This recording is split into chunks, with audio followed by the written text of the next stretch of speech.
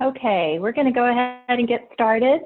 My name is Jordan Calloway, and I'm the Development Officer for the Blue Ridge Parkway Foundation. We're so appreciative of your time today and your support for the Blue Ridge Parkway. As it's January, it's a perfect time for us to report to you the successes that you've made possible on the Blue Ridge Parkway. So thank you for joining us for our Blue Ridge Parkway Foundation Insiders Report. Just a little bit of housekeeping before we get started. We want to hear from you. We want to hear your questions and your concerns. So we would love for you to add those to the Q&A box at the bottom of your screen. Feel free to ask questions at any point during the presentation today. We have staff available to answer your questions. Carolyn will be answering some questions at the end of the webinar, so feel free to add a Q&A at any point. So I'd like to introduce our CEO, Carolyn Ward, who is here to present the successes that you've made possible on the Blue Ridge Parkway in the past year. So welcome, Carolyn. Thank you, Jordan, and welcome everyone. It's exciting to be able to talk about some of the great successes along the Blue Ridge Parkway that you have made possible. So I'm going to stop my video so you all can see the picture a little better. So we're going to take a little journey and just look at some of the projects that got started and or completed in 2020. We're going to look at the projects that enhance visitor experiences, projects that help preserve history and culture along the Parkway, projects that focus on education and outreach, and finally, projects that help protect the natural resources found along the Parkway. And all of this is because of your support. And finally, at the end, we'll look a little bit about how we were able to do this work working with you, the Park Service, and other partners along the Parkway.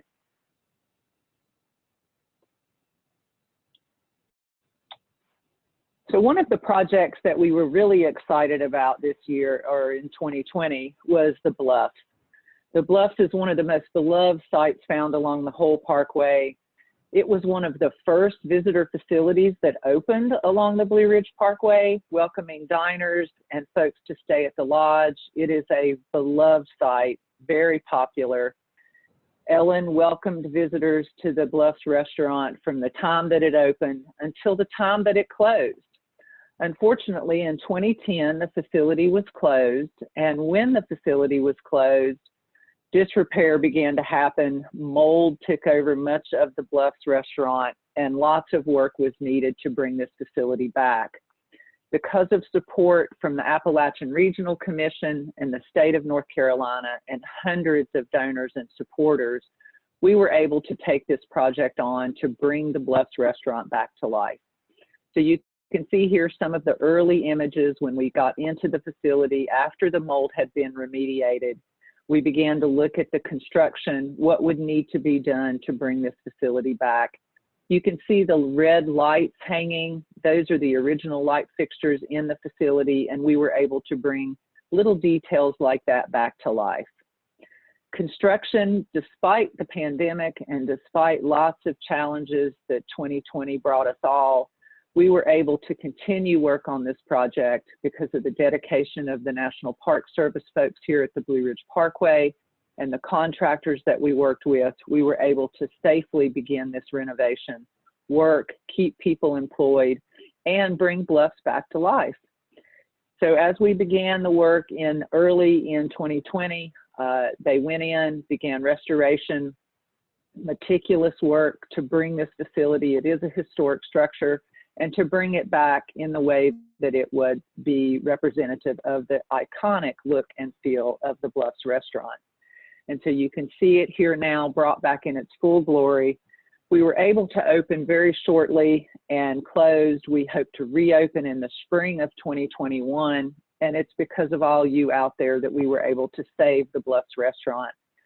If you want to take a peek at what's going on up at Bluffs, we have a webcam that's up, and you can find it on our website. You can go look at live images outside of the Bluffs Restaurant. I know it was exciting yesterday to watch it snowing up at Bluffs. Another project that we did that helps to enhance visitor experiences along the Parkway are our Overlook Clearing projects. This is done with the National Park Service AIR team that arborist incident response team. They bring folks from across the country to work with park staff here to do overlook clearings. The Blue Ridge Parkway was a designed landscape, and so this project helps to bring back these vistas to their original glory. When you come around the turn or a curve on the parkway, a lot of those vistas were planned. And so the work of the arborist incident response team is to bring those vistas back. So here you can see one a little bit south of Asheville before the restoration work occurred. And here is that same vista after the restoration work. So it has been an extraordinary project. Working with them, we've also done a SWAT team where they'll go in on weekends or times when they are able to continue vista restoration work. So here's one more south of Asheville, and you can see the 3 trees in the front before the restoration work occurred, and here is that same vista after the work. So once again, thank you all so much for your support for this project, and because of you, the vistas are returning to much of the Blue Ridge Parkway. Another project we did which helps enhance visitor experiences and really keep visitors safe is an example of the power of partnerships. This was a project we did in partnership with the Pisgah Conservancy, the Appalachian Wilderness Stewards, the U.S. Forest Service in the Pisgah District, and the Haywood County Emergency Services. There's a lot of search and rescues that occur along this part of the parkway in the Pisgah District. Folks come up there, they're not prepared, they go out on the trails and get lost. And we worked to install 22 signs at key entry points along this segment of the parkway. And we collected data 2 years prior to the sign installation and 1 year after the sign installation, and there was a 50% reduction in the search and rescues. So projects like this not only enhance visitor experiences, but help keep visitors safe. A second area of focus of the foundation, because of your interest as our donors and supporters, is to help preserve the history and culture found along the Blue Ridge Parkway. This is one of our most iconic projects, and it's the work we've done at the Moses H. Cone Memorial Park over years. You can see that much of the Manor House needs extensive restoration and repair rehab work. So this is a project we've been working for years to fundraise for, and because of your support, we were able to get about $3 million to do an extensive restoration of the entire exterior of the Manor House. You can see here that work began in December, and it was very quick. They went and mobilized on site. They took off windows, they took out the columns. They're bringing those back to Greensboro to do restoration rehab work, and they'll come back to the Manor House for reinstallation in early spring. They are meticulous and careful about how everything is labeled and cared for so that when it comes back to the Manor House, it can be reinstalled, bringing it back to its full glory. This is a current shot of what the Manor House looks like now. The windows are boarded up and secured to protect the interior of the Manor House, and the columns have been supported while they're back in Greensboro for restoration. Another project that helps us preserve history and culture is one that helps make history accessible for everyone. There's a huge gallery, an archive of images, documents, maps that are preserved at the Blue Ridge Parkway, but many of those were not accessible by the public. So we worked to hire an intern to work with park staff to help make history accessible for all of us. So now you can go and explore old maps, old images, and get your own glimpse of the history found along the Blue Ridge Parkway. You can go to mpgallery.mps.gov, and you can search all the national parks. And for our park, the extension is BLRI. One of our supporters went onto the MP Gallery and was looking through images and found this one of his grandfather that worked on the parkway until his retirement. The gallery not only led me to photographs that could potentially show my grandfather, but the search let me feature 2 photos that were actually tagged with his name and date and location. So it's a wonderful resource that gives us a glimpse into the history, and they're also collecting new archives. So if you've got old images, reach out to folks at the Blue Ridge Parkway. Some of those may be included in the gallery. In addition to help enhancing visitor experiences, preserving the history and culture, we also help work on projects that do education and outreach, bringing a next generation of stewards into the Parkway. Our Kids in Parks program has track trails all over the country, many of which are located along the corridor of the Blue Ridge Parkway. And when COVID hit, those paper brochures became potentially a safety risk. So our team pivoted and created a whole series of e-adventures that you can download on your phone and safely go outside and continue exploring the park and the resources found in your own backyard. This year in 2020, last year, we created 20 new track trails. We have 216 total across the country, and we're helping to reach and build that next generation of park stewards. Another element of education and outreach was done at the Blue Ridge Music Center. This was a partner ranger, Aubrey Arrington, that we worked with the Park Service to bring on board to help expand the education and outreach at the Blue Ridge Music Center. He was able to help increase the number of folks we talked to and reconnect folks with the experience of music at the Blue Ridge Music Center. And speaking of experiencing music at the Blue Ridge Music Center, despite the pandemic, because it's an outdoor amphitheater, we were able to host 5 concerts at the outdoor amphitheater. It was a wonderful experience for folks to come out and experience live music, which really got sort of put on hold in much of the country. This was the Chatham Rabbits and then Amethyst Kia, which were on stage. We had the Amethyst Kia Concert. 2 of the patrons who had won tickets through WFDD said they didn't realize how much they missed being in the open air. Kendra Speech said her and her niece, Zamara, enjoyed the music. The staff and volunteers at the foundation did a great job organizing socially distanced. The food was delicious, and it was a wonderful, peaceful environment. It was a great day, and we both left the music center feeling rejuvenated. So we were excited to be able to keep music alive on the stage at the Music Center and look forward to doing that again in 2021. Thank you all so much for all your support in helping make sure that those concerts were safe and that we were able to bring music back. A fourth area that the foundation works on is to help protect natural resources. When we go to experience the Blue Ridge Parkway, driving down the corridor or hiking on a trail, it's the natural resources that often entertain, enlighten, and provide wonderful opportunities for us to get reconnected with our park. One of the projects that we helped fund was a plant nursery feasibility study. This was made possible by you to help give us an examination of the options of bringing a nursery to the Parkway. The reason that we might want to do this are seen here on the screen. These are 2 plants, Spreading Ivans, GM radiatum, and Liatris, Heller's Blazing Star. These plants are threatened and endangered, and the one on the left, the yellow one, the Spreading Ivans, is only found along high rocky outcroppings anywhere in the entire world, is only found here along the Blue Ridge Parkway corridor. And so this study was an opportunity for us to examine the benefits of having a nursery at the Parkway or partnering with folks outside to grow plants specifically for Parkway needs.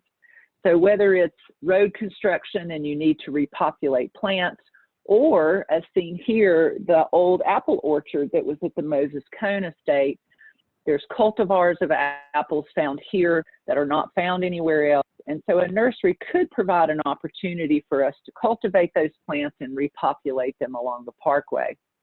So that study was a great opportunity done by an intern working with Chris Olery, the plant botanist along the Parkway.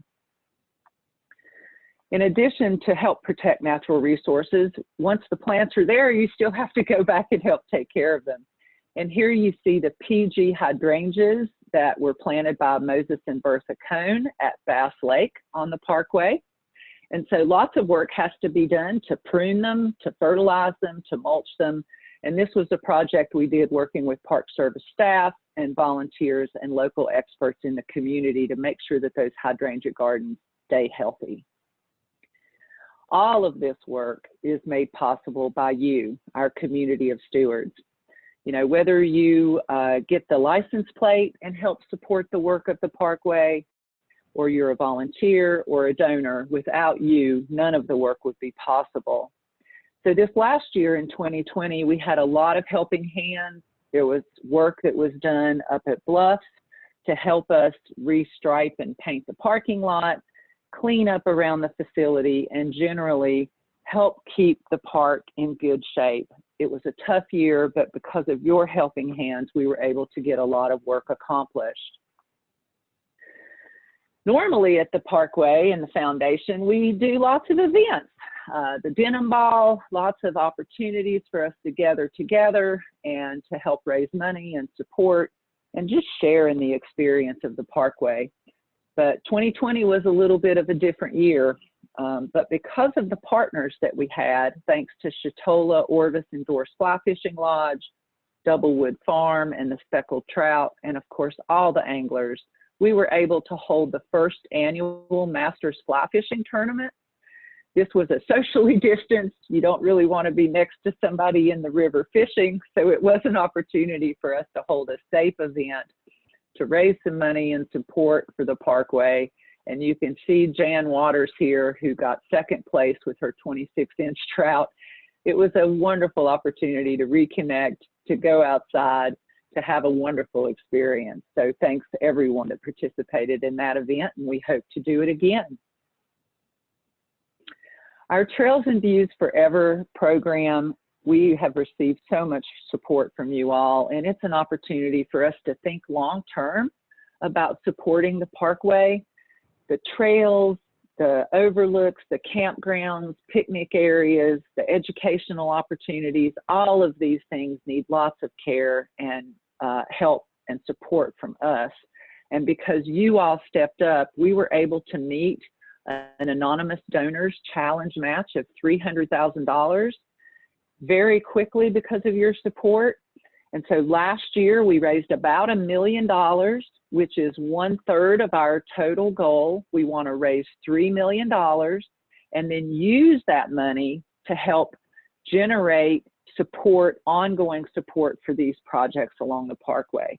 So we're 1/3 of the way there, and we look forward to helping meet that challenge because the Parkway needs our help. So whether it's picnic tables or trails or campgrounds, there's lots of work that we can do together to help bring our park back. The Trails and Views Forever program has a Founding Funders program. So if you're interested in helping to join the Founding Funders, where you will get your name on our donor boards as supporters of this program, and you'll receive a Founding Funders patch. For a $1,000 donation, you can help us reach our goal of raising $3 million to help ensure the future of the Blue Ridge Parkway's resources that we all enjoy and experience. Another project this year another program this year that helped generate lots of support and is a wonderful opportunity to participate is our Parkway Protectors program. These are our monthly donors. So these are folks that give a gift every month that help us do all the work that we do along the Parkway. It's a great way to support the Parkway and the work of the foundation. And so thank you all so much for those that have joined this program.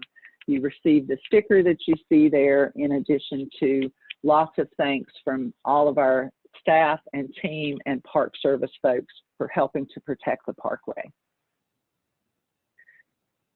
Our annual report, which a lot of this information comes from, can be found on our website at brpfoundation.org publications, as well as all of the other publications we produce. We'd like to thank you all so much for all of your support. All the projects that you see here were made possible because of you. So once again, thank you so much. And if there's any questions, I'm happy to take them now. Yes, we had some great questions during the webinar, and this is a great presentation and just shows how much people that love the Parkway have been able to accomplish in 2020. So I'm really excited for what 2021 will bring. So some of the questions that we had were to repeat the link for MP Gallery, which we put down in the chat if anyone else needs further help with that. we're happy to help you. Some other great questions that we had were, one of the questions was about how the Great American Outdoors Act may affect future funding on the Parkway and what projects can be accomplished. So is that something you'd like to address, Carolyn? Sure. The Great American Outdoors Act has been the greatest potentially greatest influx of resources to support our national parks in 50 years. So it is an enormous opportunity for the Park Service in general and our park specifically to get some of these bigger projects done. We anticipate that the majority of the Great American Outdoors Act support for the Parkway is going to be for the road. It is one of the greatest needs we have. We get lots of conversations and questions from our donors and supporters all the time about fixing this pothole or that segment of road or this overlook. And this Great American Outdoors Act money, we hope, will address many of those needs and issues. Our support at the foundation will also be needed dramatically because the Great American Outdoors Act probably will not be addressing some of the projects that the foundation is addressing. So fixing buildings, looking at some of the resources, the trails, all of that stuff is still going to be needed. But working together with the Park Service, with the influx of money from the Great American Outdoors Act, we are really hoping that over the next 5 years, we can transform the Blue Ridge Parkway and bring it back to its former glory. Wonderful. I'm excited to see what lies ahead there.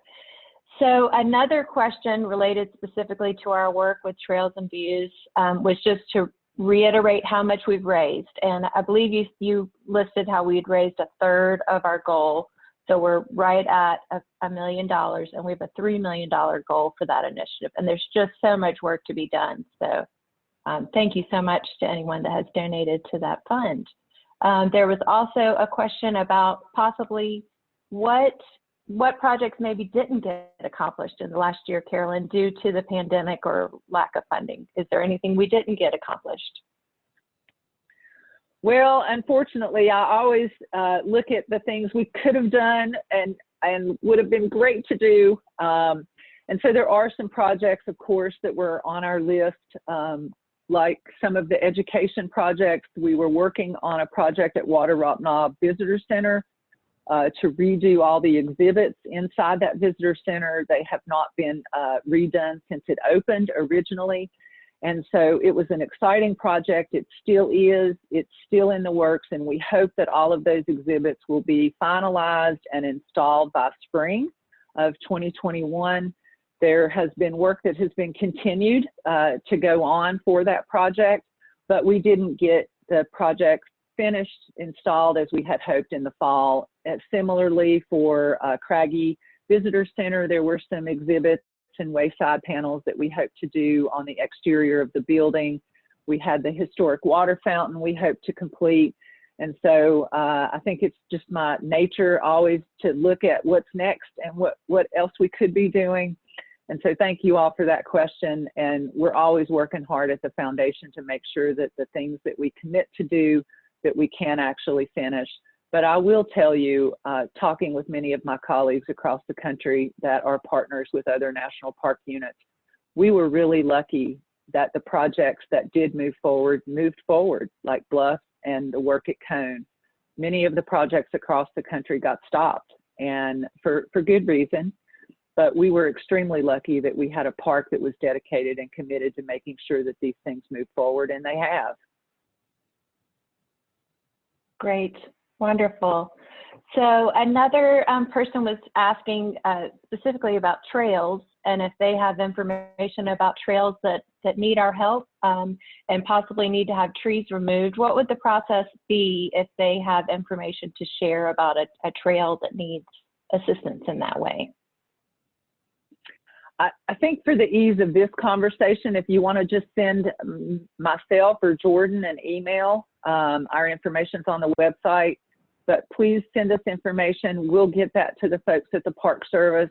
They're working like everything on creating collective lists of all the needs and all the issues on the Parkway. The hope of the Trails and Views Forever program is that we will have this cumulative list of needs, and then just start working down that list, looking at things that are most critical, looking at things that have high use areas, that visitor safety issues may be present.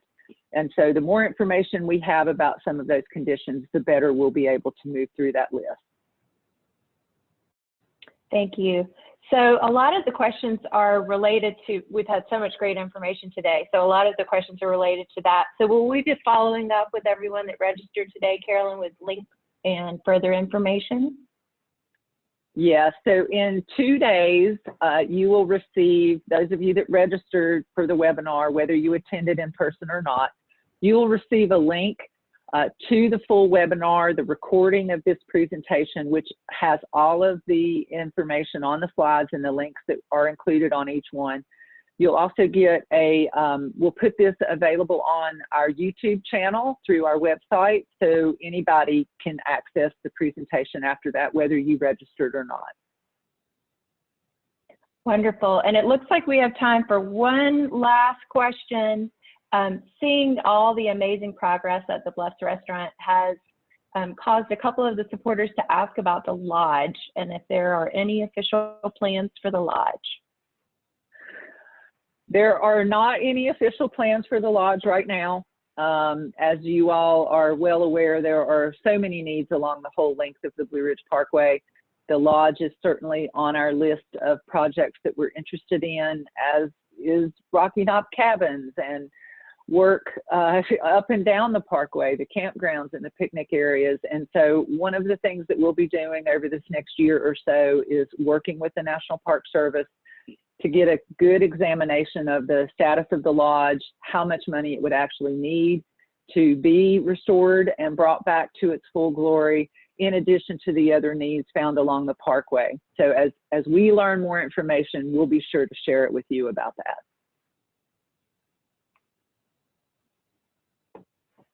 Perfect. Thank you. Well, Jordan, thank you so much. And everyone out there, thank you so much for all your support. These are your successes. We could not have done this without you working with the Park Service and all the supporters. So thank you all so much. Let's hope 2021 is a better year and we'll get even more accomplished this year. Thanks. Bye.